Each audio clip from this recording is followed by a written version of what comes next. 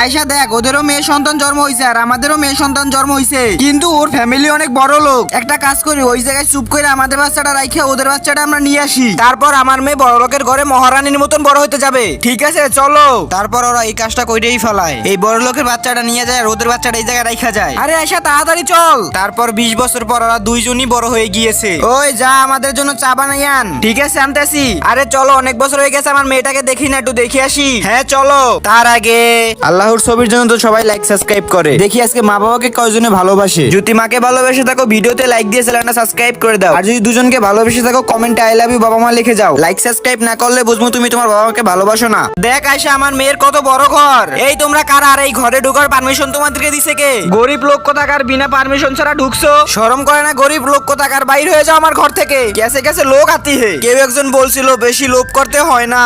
চলো তাড়াতাড়ি আমাদের ঘর থেকে বাইর হয়ে যাও, আর এদিকে জীবনও আসবে না, গরিব কোথাকার।